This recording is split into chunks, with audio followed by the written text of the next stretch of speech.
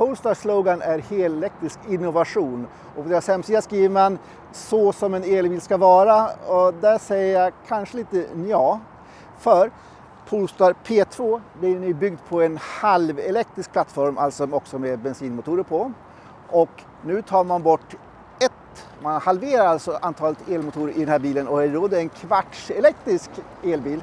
Det är taskigt sagt, men så är det naturligtvis inte. Det här är ju en riktigt fin elbil.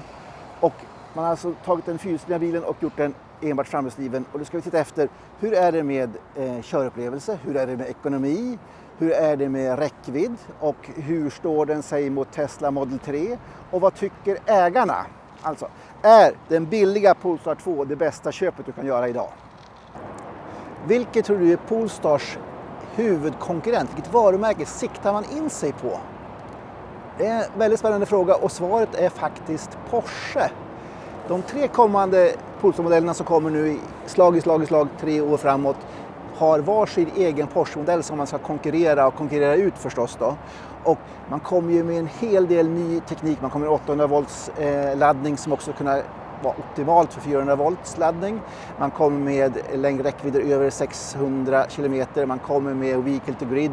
Man kommer med naturligtvis allt det här som man måste ha för att hänga med i elbilsracet. Men idag står vi då med en Polestar P2 som inte är en riktig Porsche-konkurrent. Den har till och med svårt vad det gäller tekniken att konkurrera med Hyundai och Kia och de här vanliga märkena. Så att det är ett stort glapp här mellan Porsche och Polestar 2. Och Polestar 2 är den bilmodellen som ska driva Polestars försäljning av bilar under 5 år framåt. Alltså är den tillräckligt bra idag? Är den tillräckligt bra för att kunna vara den här polstjärnan i varumärket 5 år framåt? Det ska vi försöka svara på idag. Och vi ska också svara på, som sagt, är det den framhjulsdrivna man ska köpa eller den fyrhjulsdrivna? Polestar 2 börjar ju sitt liv som en konceptbil åt Volvo och visades faktiskt samtidigt som XC40. Stod bredvid varandra. Den här var den lite lågare sportskon och XC40 var lite mera offroad terräng, gympadojan.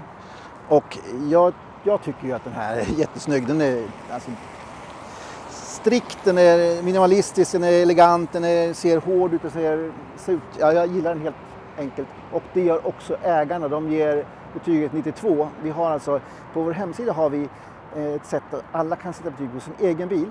Och jag ska gå igenom vad ägarna tycker om den här bilen.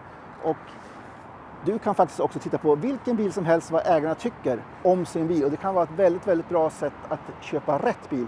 För då kan man se vad det är för problem som alla bilar har och om de uppfyller vad ägarna vill ha vad det gäller köregenskaper eller komfort eller så vidare. Så att gå in på vår hemsida och sätt betyg på din bil och titta också gärna på betygen på de bilar som du är intresserad av. Det kan ju vara lite svårt att förstå hur man ska öppna bagageutrymmet, men det finns alltså en knapp här under. Man kan också sparka lite grann. Sådär ja. Och det är enklare. Enligt ägarna så har de satt betyget 72 på det här bagageutrymmet och det är, håller jag med om, det är inte ett väldigt stort bagageutrymme men det är ett bra och fyrkantigt utrymme.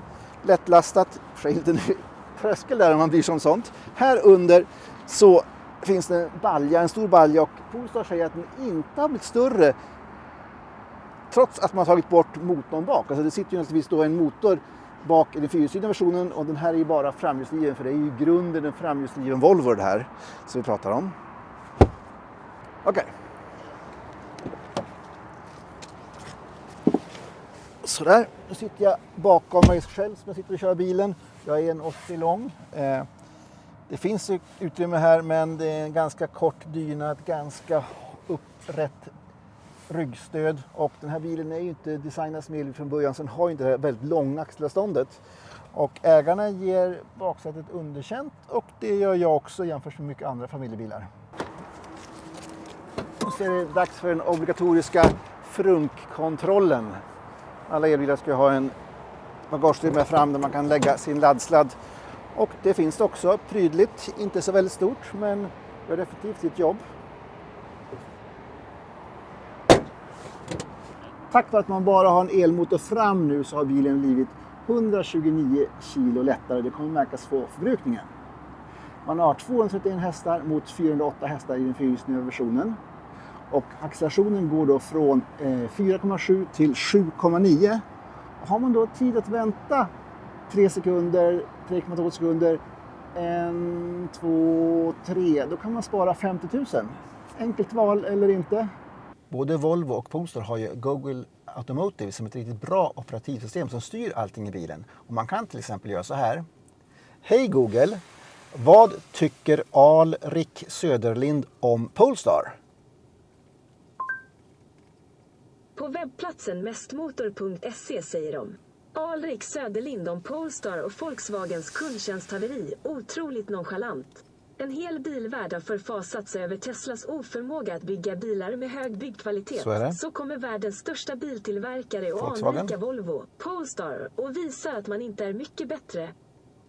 Nej, det är precis så det var. När Polestar kom och när Volkswagen ID4 kom så var det jättemycket problem med mjukvara och bilar stannade och det var mer eller mindre katastrof, och det är också kundtjänstkatastrofen var, för de kunde inte ta hand om sina kunder, hjälpa dem att få igång bilarna och få igång mjukvaran. Men nu kan man dock få over-the-air updates på Polestar. Men efter våra ägarbetyg så är man fortfarande väldigt missbelåtna med apparna. Man är missbelåtna med infotainment som fortfarande stannar och inte funkar. Så att det är 16% ungefär som brukar ha problem med de här grejerna mot typ 0 eller 1 eller 2% av vanliga bilar. Så att elbilarna har ett stort problem här, och där ligger faktiskt Polestar också på den här dåliga sidan ordentligt. Ägarbetyget för problemfrihet för den här bilen, det är 72, och det är riktigt illa jämfört med konkurrenterna. Man har däremot inga problem vad det gäller koppling eller motor eller lack eller inredning eller någonting sånt här. Vanliga bilgrejer, det har man bra koll på, men det är just elektroniken, elfelen, apparna, laddning, allt sånt här. Det här är fortfarande en hel del problem och det är inte bra. Och bilköpsupplevelsen är inte heller bra. Att köpa bil online ger mycket lägre betyg än att köpa bil av en bilsäljare. Fortsätter vi titta på ägarbetygen så är man inte nöjd med räckvidden. Det är dåliga betyg där. Man är inte heller riktigt nöjd med snabbladdningen. Det är också ganska dåliga betyg där. Och vinterkörning absolut sämre. 8% har problem med sin snabbladdning. Så att, det finns en hel del kvar att göra där. Jämförelsen mot Tesla Model 3 är ju oundviklig. Världens mest sålda elbil som säljer dubbelt så mycket som Polestar i Sverige. Den måste göras.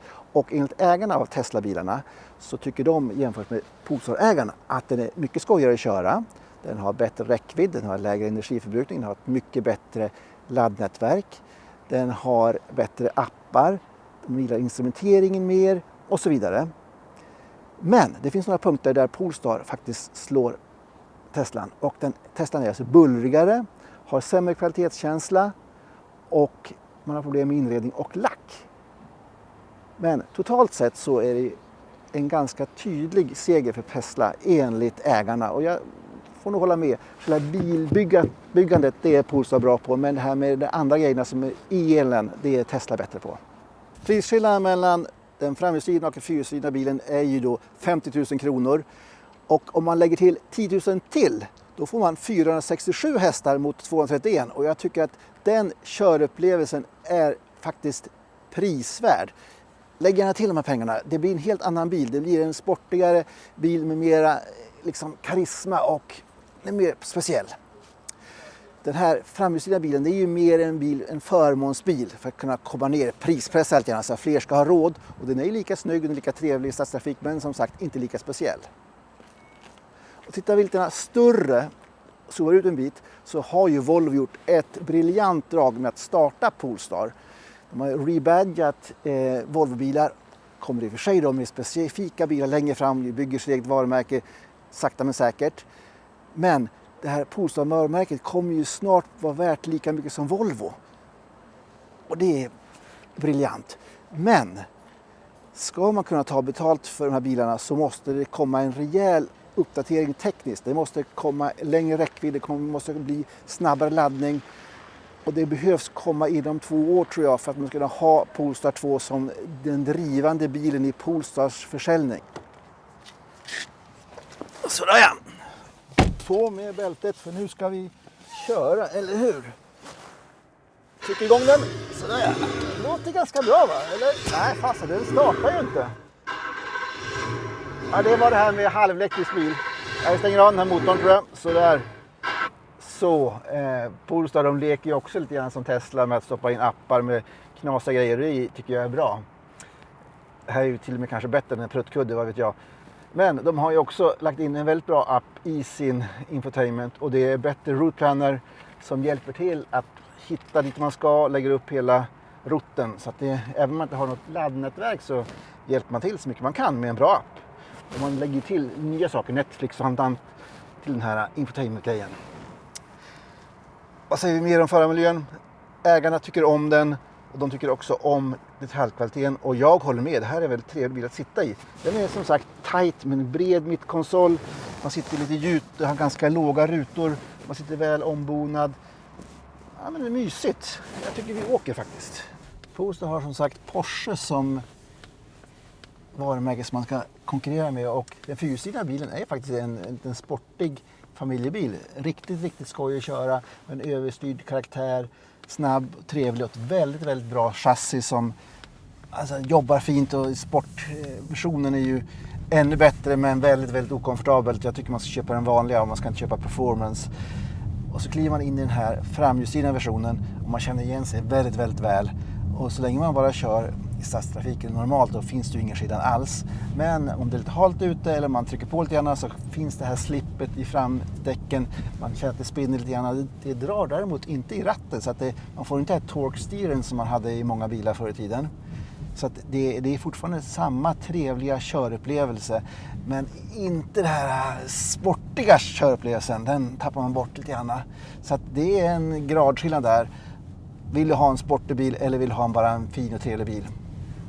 Där är skillnaden. Ägarna är också väldigt nöjda med körupplevelsen, styrningen och motorn. Men de flesta som har satt betyg har också den fyrhjulsdrivna versionen. Och jag håller med om allt det där. Men däremot så tycker man att den är ganska komfortabel och det tycker jag inte alls. Fjädringen är för hård. Känner du att det skumpar och dumpar? Den skulle kunna ha ett mycket trevligare, mjukare, ställbart chassi. Det här är en premiumbil, då ska det finnas en premiumkomfort, inte bara sportbilsläget. Så har vi det här med ekonomi också. Den här kostar alltså 539 000 kronor och 50 000 kronor extra får man alltså den fyrhjulsdriften. Men det man inte får i någon av versionerna det är värmepump och det vill man ha för att hålla bilen varm på ett energieffektivt sätt. Och det snålar man in på, det måste man köpa pluspaketet för 5 000 som ger en massa andra saker. Och en till sak som man gärna vill ha i en modern bil det är ju en adaptiv farthållare och det ingår ett annat paket för 40 000 kronor så det blir väldigt dyrt att utrusta sin bil. Det är inte bara inköpspriset som avgör vad det kostar att ha en bil. Och försäkringen för den här är ju runt 65 mot 8,3 för den fyrhjulsdrivna versionen. Sen kan vi titta på privatleasingpriserna. Den här kostar 4,9 och den fyrhjulsdrivna kostar ungefär 5,6. Så det är en bra skillnad det också. Och vill man lasta på den fyrhjulsdrivna all utrustning som man vill ha, då är den uppe i 7 000 kronor i månaden. Och så kommer också till den här lilla energiförbrukningen som blir högre, men i kronor och öre så är det ingenting att fundera över. Vill man komma undan lite billigare, då finns det en version med ett mindre batteri och lite svagare motor för 489 000 kronor. Men den går å andra sidan bara runt, skulle jag säga, 27 mil på vanlig körning och då är det nästan en för dyr och fin bil som bara har som en pendlarbil. Man vill ju kunna åka långt med sin elbil för de här pengarna. Den här framhjulsdrivna versionen, när vi testade den så såg vi att förbrukningen ungefär var 10% lägre i motorvägshastighet. Och det ger också 5 mil ungefär i verklig körning, längre körsträcka på den här. Så att den här går i våra tester ungefär 33 mil mot den fyrhjulsdrivna som går 28 mil. Är det då en dealbreaker för dig eller inte? Det får du avgöra förstås. Sen har vi det här med snabbladdning som alla är så intresserade av. Den har, när den kom, 155 kW max, men nu har de gått upp till 155 så att bilarna blir bättre och bättre. De får alltså ny programvara som gör att de kan göra bättre saker. Men det finns en Facebook-klubb för Polestar 2 och det är väldigt få som har kommit upp på 150-klubben som verkligen har sett den ladda så mycket som 150 kW. Från 10 till 80% så är den här ungefär 20 minuter långsammare än modern Kia EV6 och det är ganska mycket det om man ska sitta och vänta. Men den här är faktiskt ungefär lika snabb som Kian upp till 50% laddning så att ett smart drag för en Polestar-förare är att ladda ofta men inte så länge. Och naturligtvis ska man stänga av AC:n och låta bilen liksom vara avstängd när man laddar för då går laddningen ännu snabbare. De 3 bästa sakerna med Polestar 2 som jag tycker, det är då designen, den är snygg. Men det är ju en väldigt subjektiv sak. Däremot är den också väldigt trevlig att köra. Den har ett bra chassi, den är mysig att köra, den är sportig, den är lite trevlig. Så att chassit är väldigt bra. Och sen tycker jag också att byggkvaliteten är trevlig. Den känns som premiumbil, fast alla detaljer och plastkvaliteter kanske inte är högsta notch, så känns den ändå premium. De 3 sämsta sakerna med Polestar 2, det är ju först och främst att den har en hög energiförbrukning och att inte eltekniska egenskaperna är top notch. Sen är kupén ganska trång och fjädringen är hård. Den skulle kunna vara mycket mjukare.